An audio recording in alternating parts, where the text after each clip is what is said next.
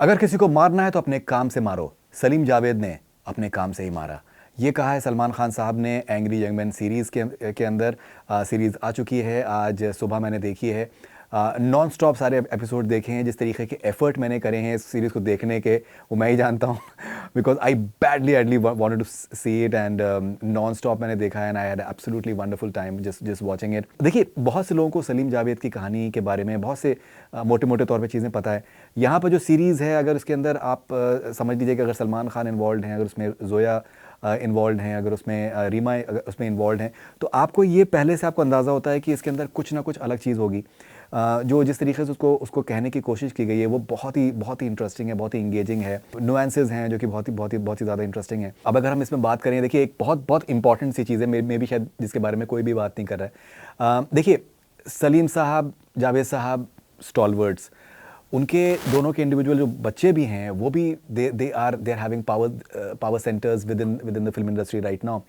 तो ये एक बहुत ज़रूरी था कि people will be watching from very keen I think observation कि that is it balanced properly, कि दोनों को जस्टिस की गई है कि नहीं की गई। बिकॉज चाहे वो सलीम साहब की फैमिली हो, चाहे वो जावेद साहब की फैमिली हो, दोनों both of them they are extremely strong, and I think everyone understands कि दैट अगर नहीं हुआ तो वो शायद लोगों को हो सकता है बुरा लगे या तकलीफ हो सकती है। But it is I think beautifully I think balanced. जैसे बहुत बार आई थिंक ये कहा गया है, इनफैक्ट सलमान सर ने भी कहा था लॉन्च के ऊपर सीरीज़ की, कि दैट जब भी बचपन में उनसे पूछा जाता था कि दैट उनके फादर के बारे में, तो जो उनके मुंह से निकलता था वो सलीम जावेद होता था। So they were completely I think together in more ways than one. और ये आई थिंक बहुत ही खूबी इनकी रही। जो आई थिंक मोमेंट्स हैं जब उसमें बात की गई है कि why they separated, why they went their own ways, वो आई थिंक बहुत ही डेलिकेट मोमेंट है। बिकॉज इसमें फैमिलीज़ इन्वॉल्व थी, इसमें किस तरीके से उनके फ्यूचर के बारे में किस तरीके का होगा, वो आई थिंक बहुत ही आई थिंक उसमें एक पॉइगनेंट से मोमेंट्स थे। That was very interesting and very heartfelt, presented very sensitively. Important चीज़ ये है कि बहुत बार जब रिश्ते टूट जाते हैं तो बिटरनेस आ जाती है।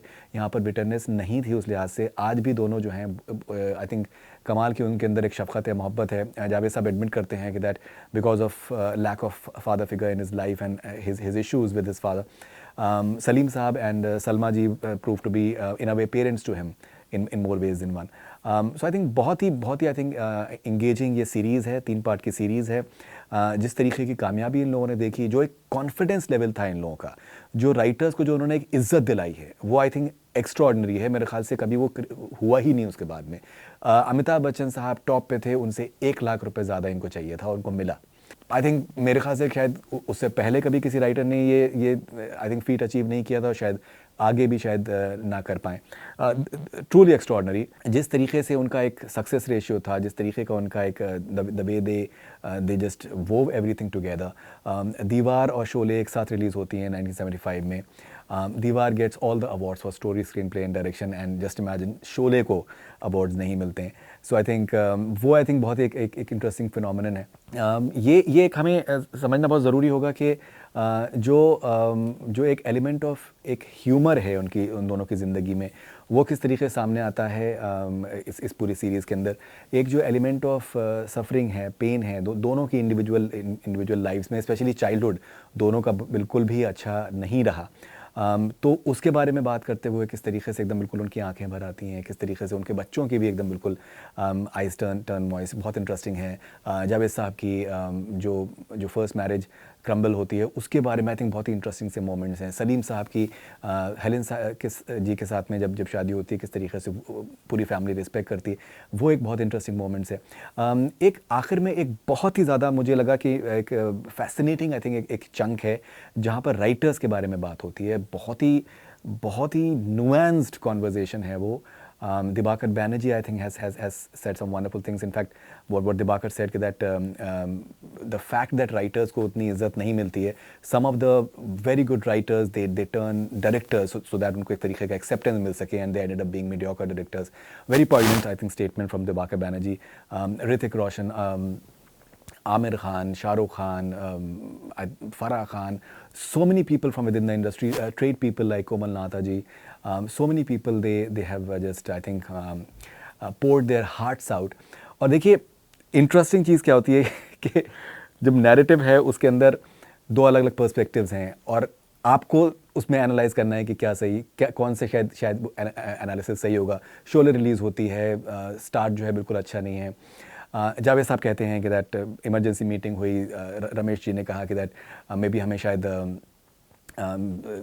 जो क्लाइमैक्स है उसको हमें चेंज करना चाहिए, बच्चन साहब should leave and whatever, but they insisted that they should wait and rest is history. Bachchan साहब का कहना यह है कि दैट रमेश सिप्पी जी सेड कि दैट हम मंडे तक का वेट करते हैं and then will take a call, and Monday the film just went on its I think rollicking like never before. So I think both are different versions कि exactly किसने क्या कहा था, but I think that makes it so interesting.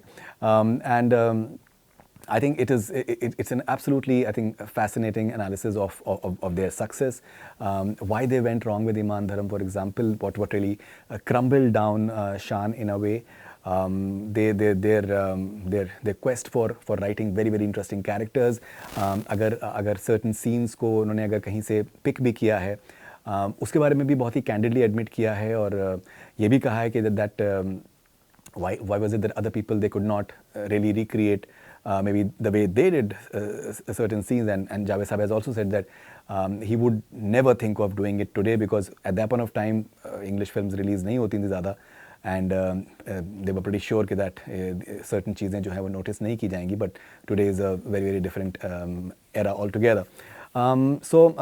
Wonderful series, it's a must watch series, Angry Young Men. इसको आप ज़रूर देखें। ये सिर्फ ना सिर्फ फिल्म इंडस्ट्री के बारे में है, बट ये एक ग्लोरियस स्ट्रगल के बारे में है, ये एक सेल्फ बिलीफ के बारे में है कि किस तरीके से अगर आप सेल्फ बिलीफ आपके पास में हो तो आप बहुत कुछ आप अचीव कर सकते हैं without having no backing whatsoever. So hats off to Salim साहब एंड जावेद साहब, and don't miss this series for anything. This is Faridoon Shahryar for Connect Cine. Stay connected.